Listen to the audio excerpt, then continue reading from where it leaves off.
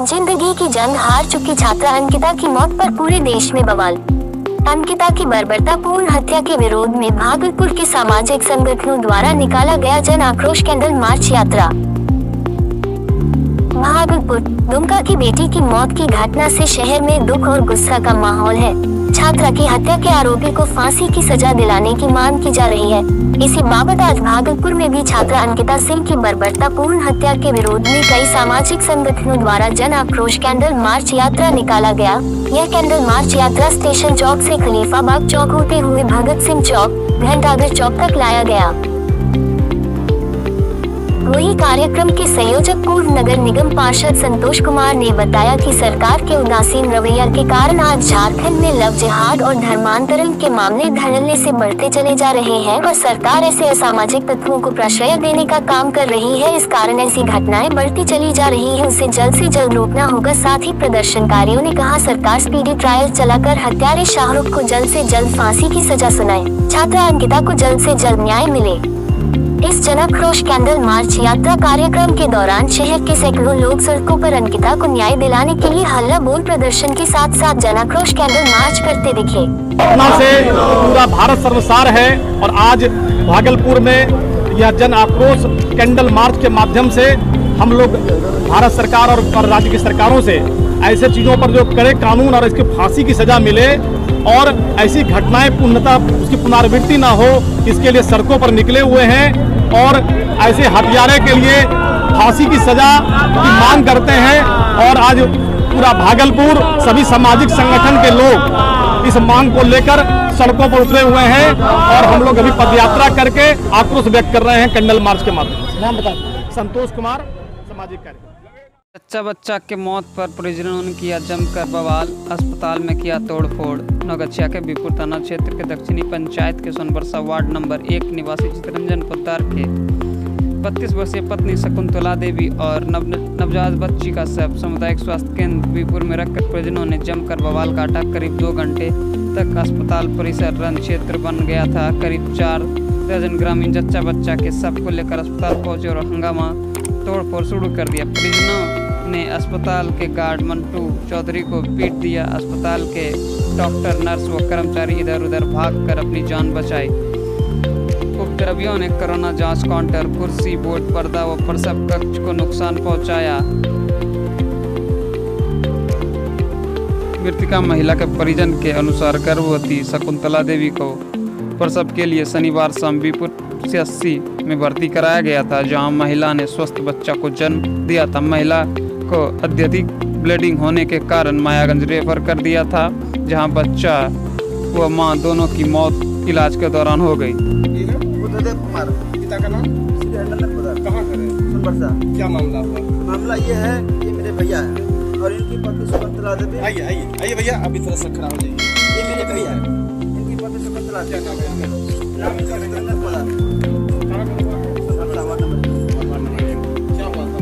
शनिवार की रात को 7 बजे हम इनके घर में हम मार्केट में थे और मेरी बड़ी मम्मी तो और भाभी और इनकी सास, उनको जो है ना भाभी यहाँ पे आए 7 बजे। उसके बाद 11 बजे इनका जो है डिलीवरी होने के बाद क्या हुआ, बच्चा सुरक्षित हुआ, बच्चा सुरक्षित हुआ। और उसके बाद क्या है कि जैसे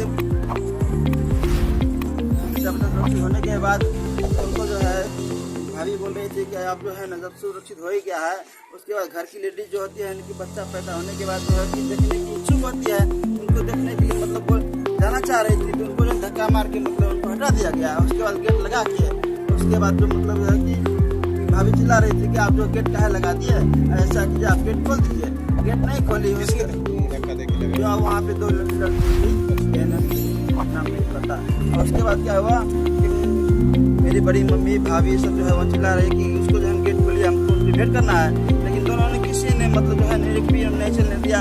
भाभी उसको अंदर से गेट कर गई, वो जो है वो चिल्ला के बोल रही है कि हमको जो है सुरक्षित है, हमको जो है पेट में दवाइए और साफ करते हैं, मत कीजिए। वो कुछ देर के बाद भी आप कर सकते हैं, लेकिन उन्होंने नहीं माना और उनका जो है साफ करने के दौरान जो है ना ब्लड का जो होता है ब्लड प्रेशर हुआ।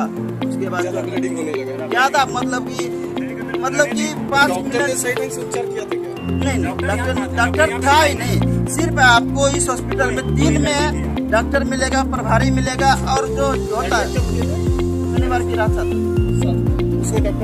नहीं। कितना प्रेग्नेंट किस स्थिति में स्वस्थ बच्चा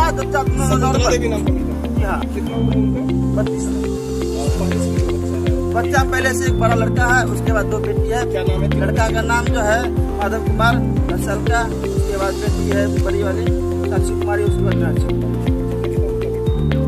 8 और 6 रेफर जो किया गया था रविवार को रेफर किया गया था सुबह, उसी रात को शनिवार की रात में रेफर किया गया। शनिवार की रात आप मायागंज ले गए। हाँ, यहाँ पे क्या हुआ, जब इनका हालत जो है कि मतलब 90% इनके हाथ से जब बाहर हो गया तो अपनी जान की ट्रैक्टर की चपेट में आने से 8 वर्षीय बालक की मौके पर ही हुई मौत। सड़क हादसा का दौर थमने का नाम नहीं ले रहा। ताजा मामला भागलपुर जिला अंतर्गत सुल्तानगंज का है। बताते चले कि भागलपुर जिला अंतर्गत सुल्तानगंज में सड़क पार करने के दौरान मुकेश पासवान का 8 वर्षीय पुत्र रितेश कुमार का बिसोनी पावर हाउस की ईंट लदे ट्रैक्टर की चपेट में आने से मौके पर ही मौत हो गई। इसकी सूचना स्थानीय लोगों के द्वारा स्थानीय थाना सुल्तानगंज को दी गई। मौके पर स्थानीय थाना पहुंचकर शव तथा ईंट लदे ट्रैक्टर को अपने कब्जे में लेकर आवश्यक कार्रवाई कर रही है।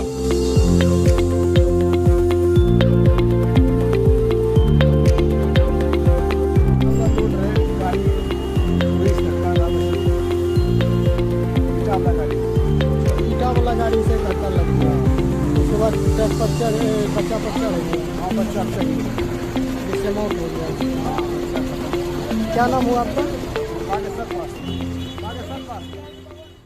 आवंटित दुकानदारों को परेशान करना बंद करे नगर निगम, वरना ईद से ईद बजा दिया जाएगा। निरंजन शाह फुटकर दुकानदार बचाओ संघर्ष समिति घंटाघर भागलपुर के द्वारा आज एक प्रेस वार्ता रखी गई, जिसमें फुटकर दुकानदार बचाओ संघर्ष समिति घंटाघर भागलपुर के संरक्षक सह भाजपा नेता निरंजन प्रसाद शाह ने खुले तौर पर कहा कि जितने भी आवंटित दुकानदार है, प्रशासन उन्हें डिस्टर्ब न करे, उन्हें कमाने खाने दे। जो भी फुटकर दुकानदार आवंटन से अलग है, जिनके सूची नगर निगम में नहीं है, उन पर कार्रवाई कर सकते हैं, परंतु आवंटित दुकानदारों को हटाने की जरूरत न करे। अन्यथा फुटकर दुकानदार ईद से ईद बजाने में भी देर नहीं करेगा, क्योंकि हम लोगों को लॉटरी के द्वारा तकरीबन 60 से 65 दुकानदारों को दुकान लगाने की स्वीकृति दी गई है। निरंजन शाह ने यह भी बताया कि नगर आयुक्त से बात करने पर नगर आयुक्त बिल्कुल भी तैयार नहीं है। उनका साफ तौर पर कहना है किसी भी दुकान को यहाँ लगाने की अनुमति नहीं दी जाएगी, सबों को हटाया जाएगा। इस पर निरंजन शाह ने यह भी कहा कि घंटाघर चौक के पूरब और उत्तर दिशा में नगर निगम की बड़ी संपत्ति वर्षों से योजनाबद्ध तरीके से अतिक्रमण है। चर्च के इर्द गिर्द का बड़ा भूभाग जिस पर चर्च वालों का कब्जा है, जिसके कुछ हिस्सों की बिक्री की चर्चा आजकल जोरों पर है। साथ ही दूसरा विशालकाय व्यापारिक परिसर का भी निर्माण किया जा रहा है। आखिर किस आधार पर नगर निगम के भूखंड पर निगम के नाक तले इतनी बड़ी योजनाओं पर काम चल रहा है? वहीं फुटकर दुकानदार बचाओ संघर्ष समिति घंटाघर भागलपुर के संरक्षक ने कहा कि जितने भी घंटाघर में फुटकर दुकानदार है, उन्हें पुनर्वास की ठोस योजना बनाकर दुकान आवंटित की जाए। उस पर जिला प्रशासन का ध्यान नहीं है। उस पर अभी परिसर व्यावसायिक परिसर बनाने जा रहा है।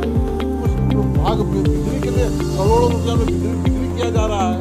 आखिर कैसे चलेगा काम? हमारे गरीब दुकानदार लोग, गरीब रोजगारी लोग मर रहे हैं, और सरकार लोग डंडा चला रहे हैं, जेसीबी चला रहे हैं दुकानदारों पर। ऐसा नहीं चलेगा। भारत देश ये लोकतांत्रिक देश है, और हमारा जो संविधान है लोक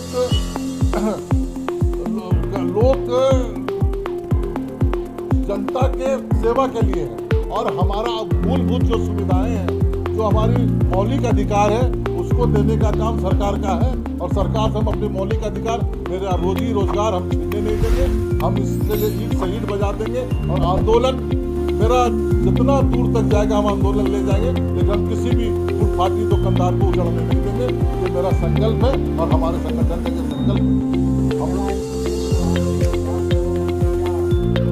नगर आयुक्त ने कहा कि नहीं, हम तो हटाएंगे। हमने हटाएंगे, कैसे हटाएंगे?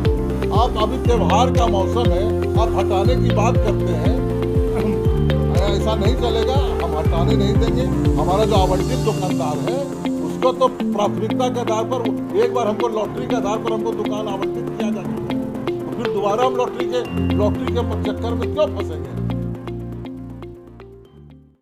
आपसी विवाद में चली गोली, 3 लोग गंभीर रूप से घायल। पीरपैती थाना क्षेत्र अंतर्गत मोल टोला में आपसी विवाद में चली अंधाधुंध गोलियां। बता दें कि जमीन का नापी होना था 30 अगस्त को, जिसको लेकर जयंत यादव, चंदन कुमार यादव, बसंती देवी सभी लोग अपने बरामदे पर बैठे थे। तभी अचानक आरोपी ने हमला कर दिया। हमला करने वाले में मौजूद थे राममूर्ति यादव, रामनाथ यादव, पूरन यादव, मंतोष यादव, दीपक कुमार यादव, मैनेजर यादव और कैप्टन यादव ने हथियार से हमला करने लगा, जिसमें 3 लोग गंभीर रूप से घायल हो गए। घायल में जयंत यादव के गर्दन और आंख में चोट लगी है, वहीं चंदन यादव के आंख और पैर में और बसंती देवी के दाहिने पैर में गोली लगी है, जिसको लेकर पीरपैती थाना अध्यक्ष को इसकी जानकारी दी। वहीं मौके पर पहुंचकर बेहतर इलाज के लिए उसे रेफरल अस्पताल पहुंचाया गया। 3 महीने से नापी कराने को लेकर युवक काट रहा अंचल कार्यालय का चक्कर। भागलपुर जिला के नाथनगर प्रखंड अंतर्गत करेला निवासी अरसी ठाकुर के पुत्र फूलो ठाकुर 3 महीने से लगातार अपने जमीन नापी कराने को लेकर अंचल कार्यालय का चक्कर काट रहे हैं।